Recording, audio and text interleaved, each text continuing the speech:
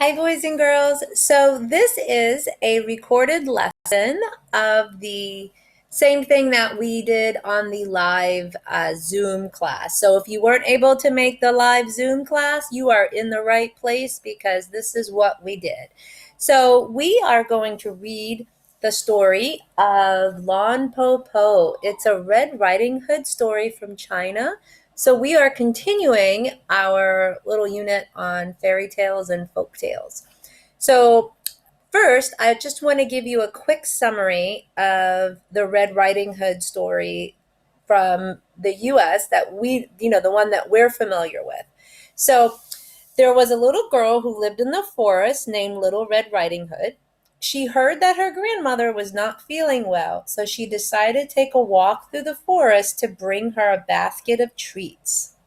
A wolf found out about this and decided to break into the grandmother's house, put on her clothes, and hide the grandmother in the closet.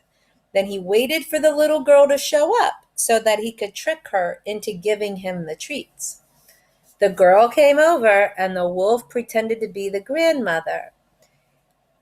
So if you remember, he said, oh, what big eyes you have. And he's like, oh, the better to see you with. Anyway, so then when he showed his true identity, a woodsman showed up and came to her rescue. And the wolf ran away, and the grandmother came out of the closet. So that is a summary of the Red Riding Hood story that we're familiar with. But here is the Chinese version of Red Riding Hood. All right, I hope you enjoy it. Lon Po Po, a Red Riding Hood story from China, translated and illustrated by Ed Young. And he also won the Caldecott Medal for Best Pictures in 1990 for this book as well. To all the wolves of the world for lending their good name as a tangible symbol for our darkness. Once, long ago, there was a woman who lived alone in the country with her 3 children, Shang, Tao, and Potts. On the day of their grandmother's birthday, the good mother set off to see her, leaving the 3 children at home. Before she left, she said, "Be good while I'm away, my heart-loving children. I will not return tonight. Remember to close the door tight at sunset and latch it well."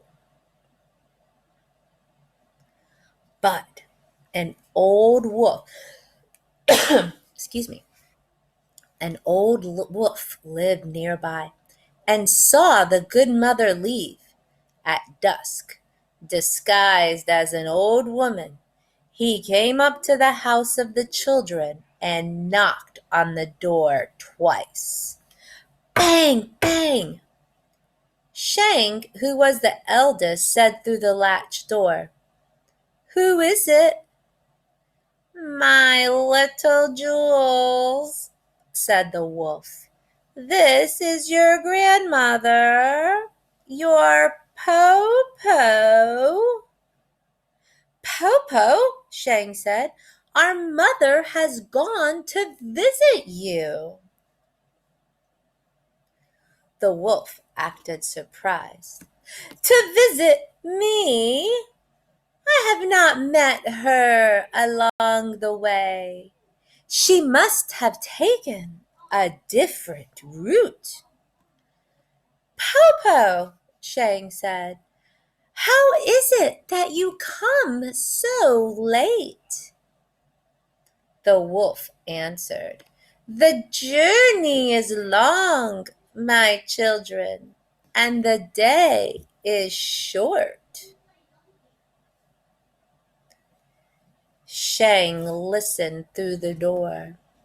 "Po-Po," she said, "why is your voice so low?"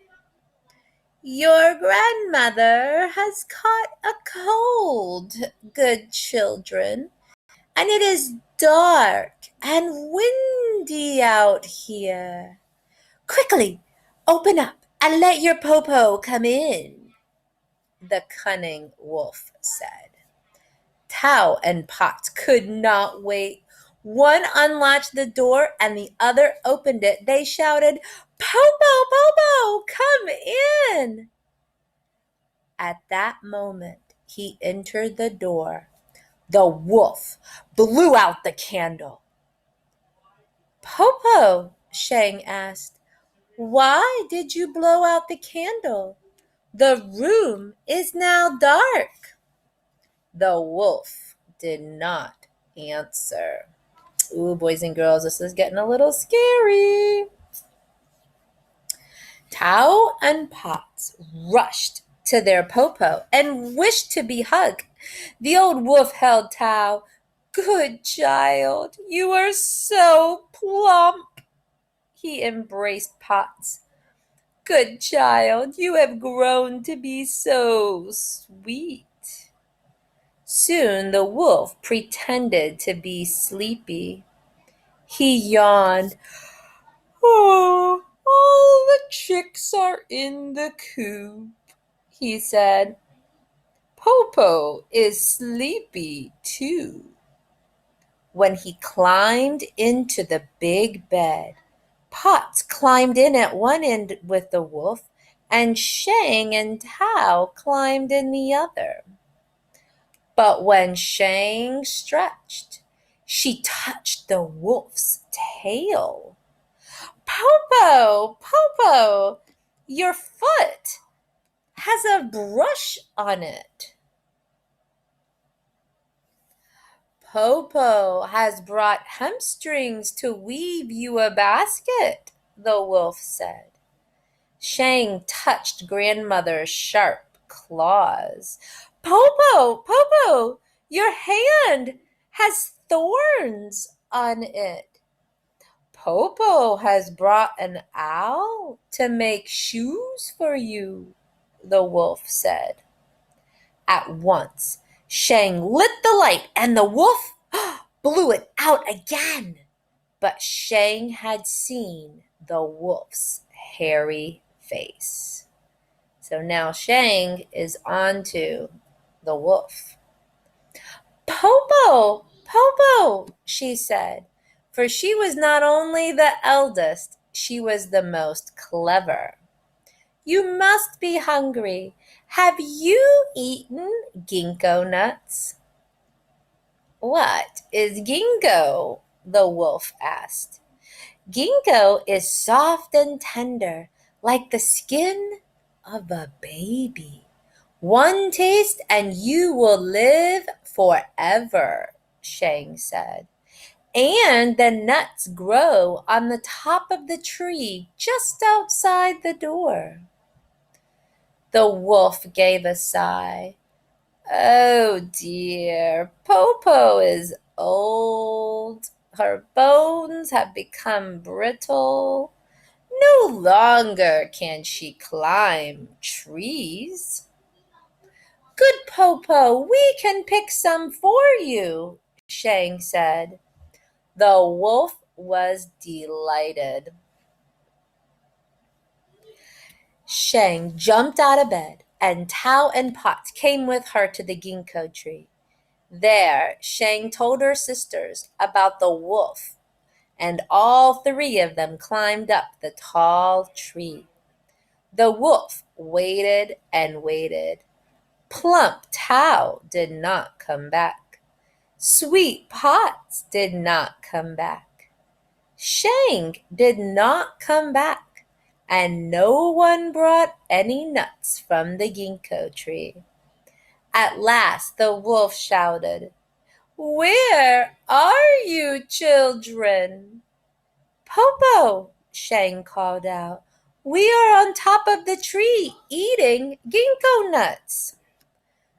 "Good children," the wolf begged, "pluck some for me." "But Popo, ginkgo is magic only when it is plucked directly from the tree. You must come and pluck it from the tree yourself." The wolf came outside and paced back and forth under the tree, where he heard the three children eating the ginkgo nuts at the top. Oh, Popo, these nuts are so tasty. The skin is so tender, Shang said. The wolf's mouth began to water for the taste. Finally, Shang, the eldest and most clever, said, Popo, Popo, I have a plan. At the door, there is a big basket. Behind it is a rope. Tie the rope to the basket, sit in the basket, and throw the other end up to me. I can pull you up. The wolf was overjoyed and fetched the basket and the rope. Then, threw one end of the rope to the top of the tree. Shang caught the rope and began to pull the basket up and up. Halfway, she let go of the rope, and the basket and the wolf fell to the ground. I am so small and weak, Popo, Shang pretended. I could not hold the rope alone. This time I will help, Tao said. Let us do it again. The wolf had only one thought in his mind, to taste a ginkgo nut. He climbed into the basket again. Now Shang and Tao pulled the rope on the basket together, higher and higher. Again, they let go, and again the wolf tumbled down and bumped his head. The wolf was furious. He growled and cursed. We could not hold the rope, Popo, Shang said, but only one ginkgo nut, and you will be well again. I shall give a hand to my sisters this time, Potts the youngest said. This time we shall not fail. Now, the children pulled the rope with all their strength. As they pulled, they sang, Hi, yo, hi, yo, and the basket rose straight up, higher than the first time, higher than the second time, higher and higher until it nearly reached the top of the tree. And when the wolf reached out, he could almost touch the highest branch. But at that moment, Shang coughed, and they all let go of the rope, and the basket fell down and down and down. Not only did the wolf bump his head, but he broke his heart to pieces. Popo! Shang shouted, but there was no answer. Popo! Tao shouted, but there was no answer. Popo! Potts shouted. There was still no answer. There, the children climbed to the branches just above the wolf and saw that he was truly dead. Then they climbed down, went into the house, closed the door, locked the door with the latch, and fell peacefully asleep. On the next day, their mother returned with baskets of food from their real Popo, and the three sisters told her the story of the Popo who had come.